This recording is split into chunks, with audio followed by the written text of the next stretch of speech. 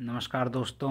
तो आज मैं बात करूंगा सीसीआई की। सीसीआई होता क्या है, क्या इसके इम्पैक्ट पड़ते हैं, क्या इनकी ड्यूटीज़ होती है, क्या इनके ऑब्जेक्टिव्स होते हैं, क्यों ये आते हैं, क्या मार्केट में इनका रोल रहता है। कई बार अखबार में भी कई बार पढ़ने को मिल जाता है कि सीसीआई ने प्रूव कर दी, सीसीआई स्क्रूटनी।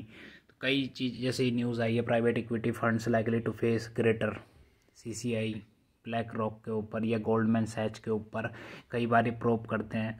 तो ये क्या चीज़ है भाई, है कौन ये?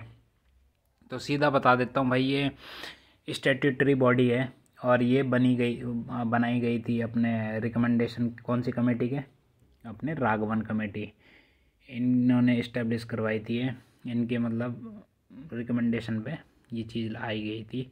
और कंपटीशन एक्ट हुआ था ये 2002 और अमेंडेड हुई थी 2007 में। ठीक है, अमेंडमेंट आते रहते हैं भाई। इसमें 2009 में आया था एक, 2023 में आया था, और मिनिस्ट्री ऑफ कॉरपोरेट अफेयर के अंडर आता है ये। तो ये है क्या चीज़, पहले ये बता देता हूँ। और ये इसका इम्पैक्ट क्या पड़ता है मार्केट में, और कई बार न्यूज़ आती है जो उनके ऊपर, कंपनीज़ के ऊपर। जैसे एक एग्जांपल बता देता हूँ, नॉर्मल जोमेटो, और कई बार इनका केस हुआ था जोमेटो के ऊपर या इनके स्विगी के ऊपर, कि भाई एक ये लिस्टेड होटल्स होते हैं उनको ही चुनते हैं, और उनको क्या करते हैं, सिर्फ उन्हीं को अपनी लिस्ट में रखते हैं और वहीं से खाना मंगा सकते हैं। मतलब एक तरह से मोनोपोली कर रहे हैं इन रेस्टोरेंट की। अब इनके ऑब्जेक्टिव क्या होते हैं भाई? एक ऑब्जेक्टिव होता है, मतलब ड्यूटीज़ मान लो, या ऑब्जेक्टिव क्या होता है, प्रिवेंट एंटी कॉम्पिटिटिव प्रैक्टिसेस। कई बार क्या होता है कि भाई कोई भी हमारा जो एक तरह से, अब मान लो मैंने रेस्टोरेंट खोल दिया, अब पहले से ही कई बड़े बड़े रेस्टोरेंट हैं यहाँ पर, कोई मेरे से क्यों आएगा फिर खाना लेने? तो ये चीज़ होती है कि भाई हर किसी को एक फेयर प्राइस मिले, हर किसी को मतलब उसके साथ मोनोपोली ना हो। एक तरह से मार्केट में कंपटीशन इस तरह से हो कि भाई यूँ नहीं कि एक बड़े रेस्टोरेंट ने, जैसे अंबानी साहब का एग्जांपल ले लूँगा।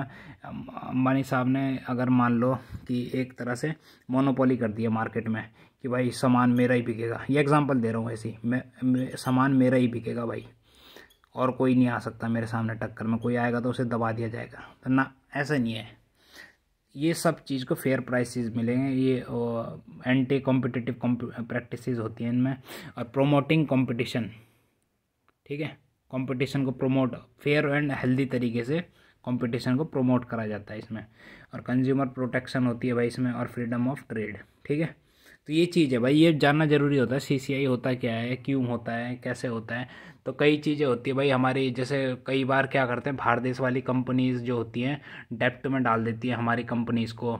जैसे कोई मान लो गोल्डमैन सैच है, मान लो, बाहर बड़े बड़े प्राइवेट इक्विटी फंड, समझ में आया? कोई प्राइवेट इक्विटी फंड होते हैं जो बड़े बड़े, जिनके पास पैसा होता है भाई बहुत, इनके पास बहुत वेल्दी इन्वेस्टर होते हैं, और उनसे पैसा लेते हैं ये। और इंस्टीट्यूशन जो बड़े बड़े होते हैं ना, तो वो करते हैं इनके, जो नॉर्मल जो कंपनीज होती हैं, जैसे मान लो रिलायंस है, कोई कंपनी अच्छी कंपनी है, रिलायंस इंडस्ट्रीज, तो अब ये क्या करेंगे कि इस कंपनी के इक्विटी बाई कर लेंगे। अब इक्विटी फंड, इसीलिए इनको पूरा बोलते हैं प्राइवेट इक्विटी फंड।